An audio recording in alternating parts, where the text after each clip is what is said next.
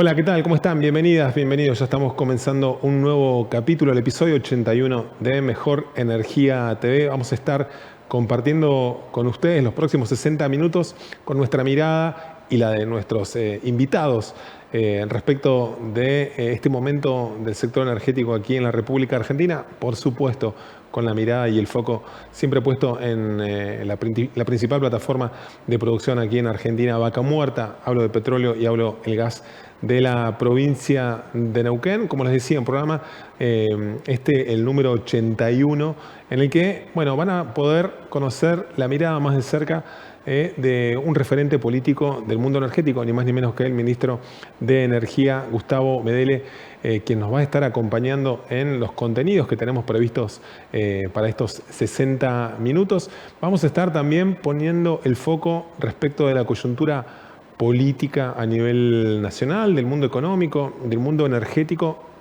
Esa situación de expansión permanente, al menos en esta etapa, de los principales plays aquí en la provincia de Neuquén, con el gas, como bien saben, y con el petróleo como esa realidad tan clara en este momento de expansión de redes de transportes.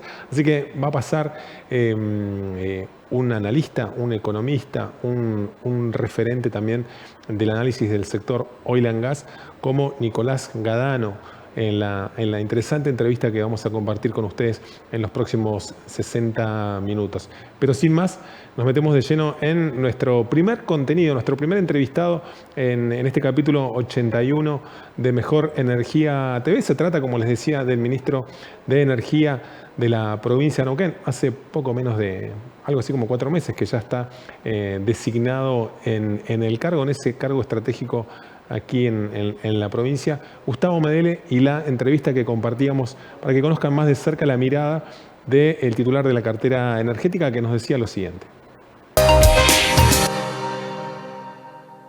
Gustavo, muchísimas gracias por recibirnos. Bueno, gracias a ustedes por venir, ¿no? Bueno, la idea es hablar un poco de la coyuntura de Vaca Muerta, de cómo va a ser la impronta de tu gestión, qué estás imaginando en estos primeros meses, qué estás viendo, y me parecía importante, conocer un poco lo que estuvo ocurriendo en estos 3-4 meses de gestión, ya un poco más de 100 días.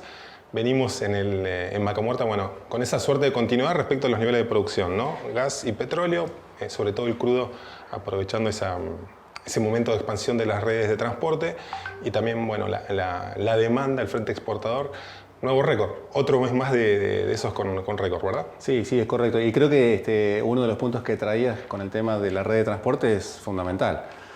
Si nos ponemos a pensar, Vaca Muerta tiene muchos recursos, tiene capacidad de producir mucho más de lo que estamos produciendo, y nuestro problema hoy es nuestra capacidad de llevar eso al consumidor. Y está claro que el consumidor local no va a consumir todo lo que podemos producir, inclusive el consumidor nacional. O sea, aunque podamos llevarlo a Buenos Aires, a Rosario, a los grandes centros de consumo, tampoco vamos a hacer un impacto. Por lo tanto, hay que pensar fuera de Argentina. Y si uno piensa fuera de Argentina, inclusive los países limítrofes tampoco van a consumir lo que podríamos hacer. Por lo tanto, ya hay que pensar en salir lejos. Y dos grandes vehículos son el petróleo en barco y el gas natural licuado. Por lo tanto, ese eje de trabajo creo que es evidente, es acordado por todos, y ahí las empresas tienen estrategias. Por lo tanto, ese camino entendemos que está fluyendo, está caminando, y nosotros lo que tenemos que hacer es acompañar, ayudar, destrabar todo lo que haya que destrabar, pero entendemos que estamos de acuerdo que ese es el camino para Neuquén, ¿no? En el caso del gas, están esas obras del gasoducto norte, la reversión gasoducto norte. Mencionabas el GNL con ese proyecto de máxima para la próxima década, al mediano, al largo plazo, con algunas instancias intermedias, que están viendo en el próximo año respecto del frente del gas en demanda doméstica, y en el corto y mediano también en la región sudamericana, ¿no? Con Chile, con esos mercados que cada mes que pasa parecen sumarse nuevos países en Sudamérica, que parece ser esa beta inicial, ¿no? Sí, acá hay que tener en cuenta también los números, ¿no?, de consumo. Por ejemplo, tenemos un gasoducto que va a Chile, ¿no? Ahí nuestros números podrían llegar a rondar los 5 o 6 millones de metros cúbicos día. Si lo pones en contexto, hoy Neuquén produce 80 80, 90 millones, o podría producir ya en invierno 80, 90 millones de metros cúbicos, estos 5 o 6 millones tampoco es que van a tener un impacto en el consumo. Si mirás lo que podría ir a Brasil a través de Bolivia, también estamos en el orden de 14, 15 millones de metros cúbicos, con lo tanto que para realmente tener un impacto y que mueva la actividad necesitamos ya tener de largo plazo un plan que tenga un gran impacto. En el corto plazo lo que vemos es la demanda estacional que viene ahora viene en invierno y luego alguna estabilidad en actividades que se venían postergando porque no había acceso a la energía barata, ¿no? Pero mucho más que eso en el corto plazo no vemos más de lo que está programado, ¿no? Claro. Desafío para Neuquén, agregar valor a ese gas con esos pequeños proyectos, las criptomonedas, alguna red de abastecimiento adicional interna en Neuquén, en el resto del país. ¿Cómo estás viendo ese escenario? Que bueno, es una etapa posible e inicial, digamos, ¿no? Sí, bueno, entonces, ¿qué pasa? Los grandes proyectos, ya dijimos, el gran número, el gran impacto en Neuquén lo va a tener en estos grandes proyectos de salir al mundo. Sin embargo, tampoco nos vamos a olvidar del día a día, ¿no? Que si bien uno los pone en el portafolio y dice, bueno, pero esto es muy poco realmente, sin embargo, bueno, es un poco que trae también otro tipo de beneficios. Entonces, por ejemplo, estamos pensando en poder suministrar gas a camiones y que la flota local se mueva a gas. Tiene algunas ventajas. Número uno, ya no estaríamos consumiendo diésel, claro, con lo que habría que dejar de importar, que ya tiene una ventaja, ¿no? para toda Argentina. Segundo, tiene una ventaja en la huella de carbono, emite menos. Y la pregunta acá es, bueno, ¿cuánto es el costo-beneficio? Claramente, para una empresa cambiar toda su flota a gas es costoso. Sin embargo, trabajando con kits de B-Fuel, podríamos hacer que una empresa ponga un tanque de gas, use el kit y use 40% gas, 60% diésel, hasta que le toque renovar ese camión. Dentro de 10 años, 5, 4 años, cuando le toque renovar ese camión, ya puede pensar que puedo comprar un camión con motor a gas porque ya tengo la red instalada. Por lo tanto, vemos que en estas soluciones siempre hay como distintos niveles, distintos pasos que se tienen que dar. Claro. ¿Cuánto consumo de gas? No mucho. Toda la flota neuquina no supera los 200.000 metros cúbicos día, ¿no? Que con los grandes números claro, es poco. Sin embargo, tiene otro tipo de ventajas. Por lo tanto, los proyectos que estamos analizando tienen estos ingredientes de quizás no es gran consumo comparado con GNL u otro proyecto, pero son proyectos locales que quedan acá, que tienen impacto en una empresa que se puede constituir o en formación de nuestros técnicos e ingenieros locales en estas iniciativas. Mencionaste el tema de criptomonedas, ¿no? Entonces, vamos a hacerlo genérico. Centro de procesamiento de datos, que es lo que es un minador de criptomonedas, ¿no? Pero siendo genérico, es claro que esa electricidad que hace funcionar ese centro de datos se puede usar a través de una planta de gas. Se puede poner un centro de procesamiento de datos cercano a una planta de gas y tiene varias ventajas. Esa seguridad energética no está comprometida por invierno-verano, porque esa planta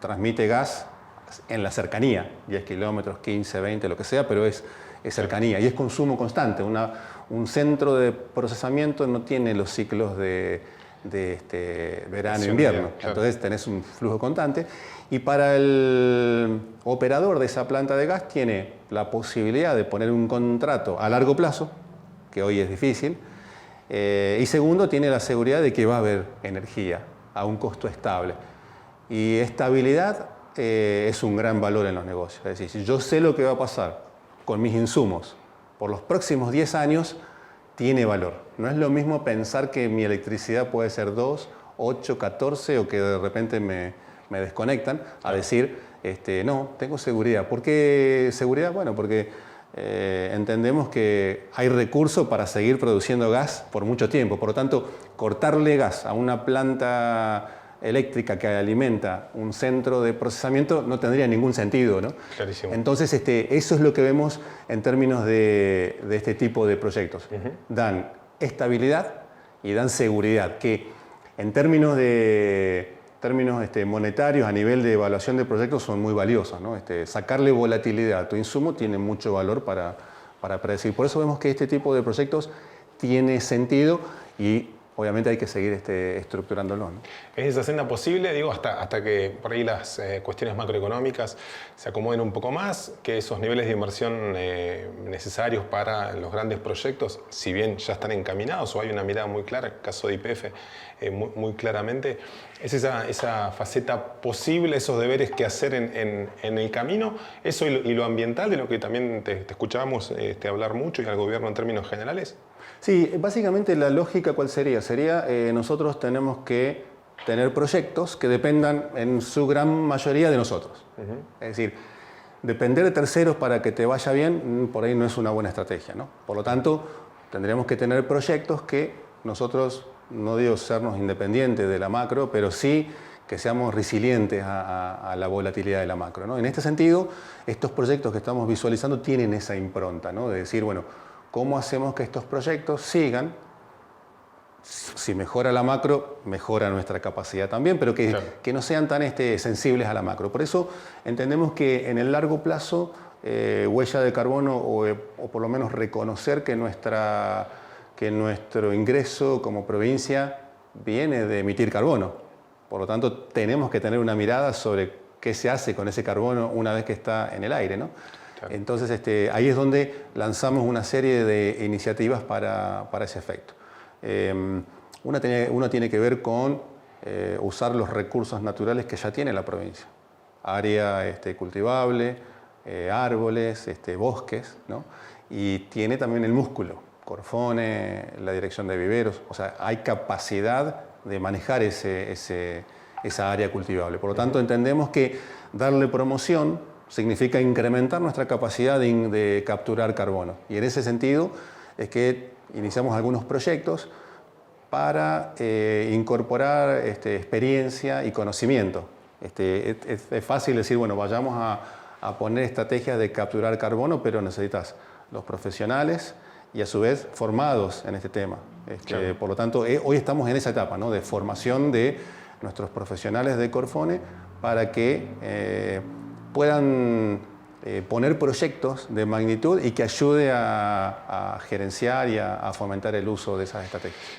Mencionabas en el comienzo de la entrevista, y bueno, y estuvo cursando también lo que venís diciendo, el tema de los grandes proyectos también, ¿no? El GNL que mencionabas recién, el gas natural licuado, el caso del gas y los debates en ciernes en este momento de, bueno, por dónde debe salir desde Neuquén, ¿no? Claro. Bolivia ofreciendo su sistema de gasoductos en buena medida, con la declinación que, bueno, es conocida ampliamente y lo que motiva en buena medida la reversión del gasoducto norte. Paraguay ahora como un actor que aparece también en una sintonía similar. Brasil poniendo el ojo con cada día que pasa, parece mirar más el gas de Vaca Muerta, y el GNL por el Atlántico como esa opción que parece estar pensando con más énfasis la conducción de YPF en este momento. ¿Cuál es la mirada de Neuquén al respecto? ¿Todo o hay que ir capitalizando las propuestas que se abren, o hay una mirada clara respecto a una de esas opciones? Nuestra mirada desde Neuquén es exactamente la de construir canales para sacar nuestro producto al mundo. Somos agnósticos al mecanismo, ¿no? Porque de alguna manera, si recién comentábamos el tema de los centros de procesamiento, este es un canal vía internet. O sea, es un canal que depende del ancho de banda de la transmisión de ese centro de datos, ¿no?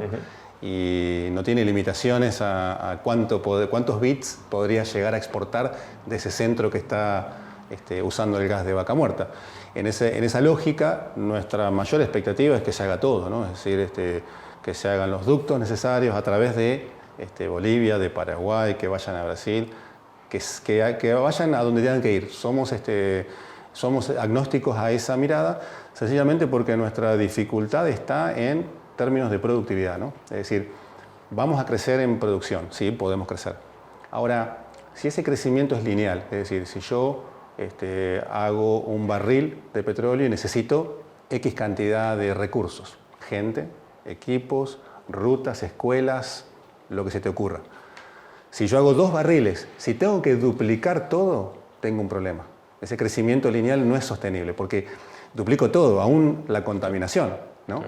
Entonces, una cuenta fácil sería entender que no se puede crecer linealmente. Y para eso necesitamos crecer agregando productividad. Es decir, que el doble de producción no me cueste el doble de recursos.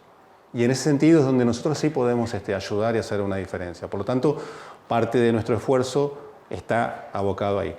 ¿Y por qué digo nuestro esfuerzo? Porque como provincia tenemos una mirada horizontal, vemos toda la película. Cada operadora ve su película y quizás existan sinergias en las que una operadora hace algo que le parece muy bien y otra hace otra cosa que también le parece muy bien. Sin embargo, la suma de esos 2 esfuerzos no resulta en el doble de resultado. Entonces, como provincia podemos tener una mirada sobre qué significa esa productividad, ¿no? Y productividad viene medida en todo, en loteos, en Rincón y Anielo, en proveer servicios para que la gente no tenga que ir a trabajar y volver todos los días desde Neuquén, significa en redes de aguas. Entonces, no es evidente a dónde termina el ejercicio de productividad. Es un ejercicio muy amplio que creo que solamente el Estado es el que está en condiciones de poner en la mesa. Tengo una última y está vinculada a las hidroeléctricas. Venimos viendo sucesivas prórrogas respecto de las concesiones. ¿Qué mirada tenés respecto de ese escenario? Neuquén y Río Negro planteando alternativas bastante similares en los últimos años, ese tándem de posicionamiento frente a las autoridades energéticas nacionales. ¿Cuál es la expectativa? ¿Están teniendo algún tipo de diálogo con Nación? ¿Qué nos podés comentar al respecto? Bueno, básicamente nosotros acá estamos en una situación en la que Nación tiene el control, el poder de decidir cómo lo quiere manejar. Nuestra mirada es que tenemos que estar preparados para participar, para poder participar, me refiero, en el negocio y en la generación, o para también poner los distintos mecanismos de capturar parte de ese valor. Nuestro interés es que se capture parte de ese valor y que tengamos una participación dentro de ese modelo. Por lo tanto, hoy estamos viendo qué es lo que decide Nación y nosotros internamente, obviamente, preparados para lo que sea que resulte saliendo, ¿no? Gustavo, muchísimas gracias por esta entrevista, por recibirnos acá en tu despacho. Si te parece, la seguimos en la próxima. Muchas gracias. Gracias a ustedes.